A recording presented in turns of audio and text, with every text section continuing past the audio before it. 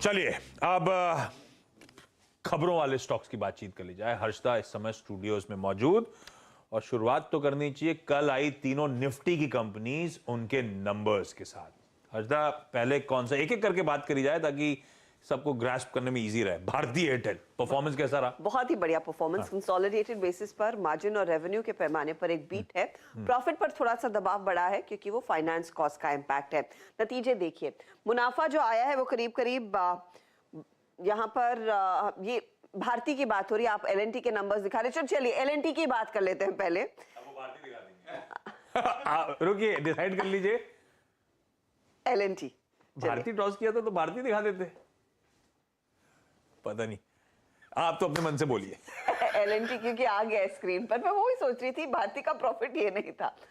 2229 करोड़ का मुनाफा। यहाँ पर भी परफॉर्मेंस काफी बढ़िया है। यहाँ पर एलएनटी का 22% तक का इजाफा देखने को मिला। रेवेन्यू में आप देखेंगे करीब 42,763 करोड़ का आंकड़ा देखने को मिला है। 23% तक की ग्रोथ देखने को मिली है और दोनों नंबर्स आप गौर करें कि उम्मीद से काफी बेहतर प्रदर्शन देखने को मिला है। मुनाफे पे 2185 करोड़ का अनुमान था, 2229 करोड़ का आंकड़ा देखने को मिला है। इबिटा लेवल पे आते हैं जहां पर हमने देखा है करीब 22% से ज्यादा की वृद्धि देखने को मिली है। 4899 करोड़ का इबिटा। मार्जिन थोड़े से ट्रिम हुए हैं लेकिन मार्जिन की अपेक्षा थी कि दबाव आएगा, 11.3% तक आएंगे, लेकिन हुआ क्या है, 0.04 बेसिस पॉइंट का ही प्रेशर बनता हुआ दिखाई दिया। 11.5% का मार्जिन 11.46% पर रहा, तो मार्जिन आप कह सकते हैं स्टेबल है, संभाल लिया है। अब Q2 में करीब करीब 52,000 करोड़ के रिकॉर्ड ऑर्डर्स इनके हाथ लगते हुए दिखाई दिए और इसमें 33% हिस्सा इंटरनेशनल ऑर्डर्स का है। पूरी ऑर्डर बुक जो है कंसोलिडेटेड बेसिस पर वो 3,72,381 करोड़ के आसपास कंपनी की खड़ी हुई है। अब कंपनी ने कुछ गाइडेंस पर भी बयान दिए हैं। वो ये कह रहे हैं कि ऑर्डर इनफ्लो ग्रोथ, इनका जो गाइडेंस बैंड था 12 से 15%, उसके अपर एंड के तरफ ही बनती हुई दिखाई देगी, यानी कि 14-15% तक की ऑर्डर इनफ्लो ग्रोथ कंपनी की तरफ से आने वाली है। कंपनी ने यह भी मेंशन किया है कि वो अपने रोड एसेट्स को कंप्लीटली एग्जिट करती हुई दिखाई देगी।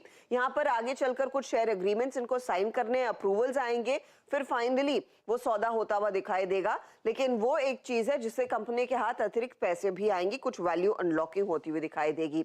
नतीजे अच्छे और उसी लिहाज से आप देख रहे हैं ब्रोकरेजेस ने भी थम्स अप दिया है। जेफरी सीएलएसए बाय कॉल दे रहा है। 2455 सबसे ऊपर का टारगेट है। जेपी मॉर्गन ओवरवेट है, 2200 का टारगेट, और हम सब जानते हैं कल स्टॉक 2100 के आसपास जाकर टिकता हुआ दिखाई दे रहा था। तो मजबूत तिमाही और नतीजे भी आज उस पर बाजार रिएक्ट जरूर करेगा। जी हाँ, मजबूत तिमाही और हाउस व्यूज देखिए क्या अच्छे टारगेट्स। और सबसे बात बड़ी हर्षता ये है कि डायरेक्टर साहब का कन्विक्शन, आपने भारतीय बोला उन्होंने एलएनटी फायर किया, आपने फिर भारतीय बोला उन्होंने फिर एलएनटी फायर किया। डायरेक्टर साहब का कन्विक्शन बहुत स्ट्रांग है आज। कन्विक्शन हमारा भी काफ़ी स्ट्रांग था कल क्लोजिंग में। कल हमने 12 बजे इसकी 2020 की और फ्यूचर्स आप कमाई का अड्डा में हमारे साथ लेके गए थे, प्लस 2020 की कॉल भी। मानस, आज आप इस स्टेट को कैसे अप्रोच करेंगे इतने स्ट्रांग नंबर्स के बीच में? जी, तो देखिए कल भी एक मेरे ख्याल से बाय रिकमेंडेशन यहाँ पर मैंने दिया था और बहुत ही क्लियर चार्ट्स हैं। आप बड़े समय के बाद हमने इस तरह 1950 के ऊपर के लेवल्स देखे हैं। हायर टॉप्स हायर बॉटम बन रहे हैं क्योंकि कल एक फ्रेश ब्रेकआउट देखने को मिला था। तो मेरा समझना है कि अब स्टॉक 2100 रुपए की तरफ जाने की कोशिश करेगा। अभी भी करंट लेवल्स पर भी खरीदारी करने की ही राय रहेगी। स्टॉप लॉसेस 2000 के नीचे लगाइए और 2100 रुपए के टारगेट सेट करिए। रखिए भाई लास्ट इन टू ब्रो। अच्छे मूव्स वैसे स्टॉक ने ऑलरेडी एंजॉय कर रखे हैं, लेकिन ऑर्डर फ्लोज वाकई काफी इनकरेजिंग। रिकॉर्ड ऑर्डर इनफ्लोज आते हुए Q2 में, तो स्ट्रीट का कन्विक्शन शायद और बढ़ेगा स्टॉक को लेकर। लेकिन अब भारती की बात कर ली जाएगा। अब भारती की बात कर लेते हैं और यहाँ पर भी अच्छा परफॉर्मेंस है।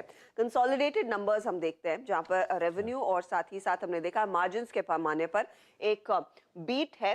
जो प्रॉफिट का आंकड़ा है वो सिर्फ 33% बढ़ता हुआ 2145 करोड़ के आसपास का ये आंकड़ा आया है। ये एक मिस है, एक्सपेक्टेशन इससे ज्यादा बेहतर की थी। 400 करोड़ इनका फाइनेंस कॉस्ट बढ़ गया है, तो उससे ये प्रॉफिट उतना ज्यादा नहीं बढ़ा जितना बढ़ सकता था। रेवेन्यू 5% ग्रो होता हुआ 34,527 करोड़ के आसपास ये आंकड़ा आया।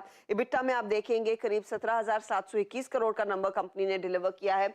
वहां पर 7% तक की ग्रोथ है। मार्जिन में इंप्रूवमेंट खासा है, 51.33% का मार्जिन, मार्केट एक्सपेक्ट कर रहा था 50.3% के मार्जिन को, तो ये भी बेहतर परफॉर्मेंस ही देखने को मिला है। लेकिन अगर आप इंडिया बिजनेस देखें और इंडिया बिजनेस के जो आंकड़े हैं उसमें सबसे पहले आरपू का आंकड़ा, लगातार ये छठा क्वार्टर है जहां पर कंपनी के आरपूज में इजाफा देखने को मिला है। तो पिछले साल के कंपैरिजन में करीब 4% तक की ग्रोथ, 190 के आसपास ये आरपू आता हुआ। इनफैक्ट वो डेटा हो तो लेकर आइएगा, जहां पर हर क्वार्टर पिछले 6 क्वार्टर्स में हमने देखा है आरपू में इजाफा देखने को मिल रहा है। वो देखिए आंकड़ा Q1 FY22 का, जहां पर 146 पर आरपू था और अब हम 200 के काफी करीब आ गए हैं। कंपनी ने वैसे भी कहा है कि आरपूज में और इजाफा आना चाहिए जिस तरह के बिजनेस में ग्रोथ देखने को मिली है, और वहीं से प्रॉफिट भी आएगा। तो ये इनफैक्ट फिगर बहुत ही फेवरेबल है। साथ ही साथ इंडिया में करीब रेवेन्यू 4% बढ़ता हुआ दिखाई दिया क्वार्टरली बेसिस पर, और एबिटा भी, मार्जिन्स भी इंप्रूव ही हुए हैं। और ये है फिलहाल ब्रोकरेजेस की राय, जहां पर सिटी कह रहा है 955 सबसे अग्रेसिव टारगेट बाय साइड का व्यू। भारतीय एयरटेल अच्छे नंबर्स, आरपू में लगातार उछाल, इंचअप करके 190 पे पहुंचते हुए आज होनी है दोपहर 2:30 बजे भारतीय एयरटेल की कॉन्फ्रेंस कॉल। गाबा सर, बढ़िया मूव्स यहां पे भी देखने को मिले हैं, और वो दायरे में अटकने वाले जोन सब बियॉन्ड जाता हुआ 830 के ऊपर इस समय कामकाज होता हुआ, कितना और दमखम। चार्ट्स कैसे प्लेस्ड? चार्ट तो मुझे पसंद है। इनफैक्ट हमने लास्ट वीक बात की थी, ट्रेड करा 832 के आसपास, कहा कि थोड़ा वक्त कीजिए, शायद 1000 की तरफ जा रहा है। स्ट्रक्चरली बहुत ही स्ट्रॉन्ग स्टॉक है, एक ब्रेकआउट भी मिला है भारतीय एयरटेल में करीब 820 के आसपास। तो मेरे ख्याल से अपमूव ऑन है। नियर टर्म टारगेट 850 के हो सकते हैं, लेकिन कहीं पर भी वीकनेस नजर नहीं आती। अगर कोई डिप्स मिलती है भारतीय एयरटेल में तो मुझे लगता है आशीष ये खरीदारी का मौका रहेगा। स्ट्रॉन्ग सपोर्ट 820 भारतीय एयरटेल। 20 का स्ट्रॉन्ग सपोर्ट, डिप्स में खरीदारी करने का मौका, इवेंचुअली शायद 4 डिजिट्स तक की तैयारी कर रहा है, लेकिन खैर ट्रेडिंग के लिहाज से 850 तक के लेवल्स दिखते हुए आपको शायद नजर आए। एलएनटी अच्छा, भारतीय एयरटेल अच्छा, टाटा स्टील ने निराश किया आशीष, प्रेशर है, प्रॉफिट काफी ज्यादा दबाव में आया है क्योंकि इनके इनपुट कॉस्ट काफी ज्यादा बढ़ गए थे, स्पेशली कोकिंग कोल फ्रंट पर। आप देखिए 90% ट्रिम होता हुआ मुनाफा 1297 करोड़, एक्सपेक्टेशन थी 2550 करोड़। दबाव आएगा ये अनुमान था, लेकिन इतना नहीं जितना मार्केट ने, जितना स्टॉक ने दिखाया है। रेवेन्यू भी करीब करीब 1% घटता हुआ दिखाई दिया है। साथ ही साथ एबिटा लेवल पर भी आप देखेंगे तो 63% तक की गिरावट, मार्जिन 27% के सिर्फ 10% रह गए हैं।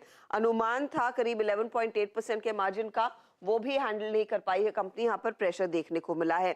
कोकिंग कोल के प्राइसेस में अच्छा खासा इजाफा देखने को मिला है, वो दबाव डाल रहा है। अब कंपनी ने कहा है कि 6 मिलियन टन पर एनम वाला स्टील प्लांट इन्होंने शुरू किया है। कलिंगानगर में 5 MTPA का FY24 तक पूरी प्रोसेस होती हुई दिखाई देगी। लेकिन एक चीज है कि डेट का आंकड़ा एक बार फिर स्पाइक होता हुआ, 71,753 करोड़ का डेट कंपनी ने दिखाई है। लाजनी नीलाचल इस्पात वाली एक्विजिशन के चलते डेट बढ़ता हुआ दिखाई दिया है।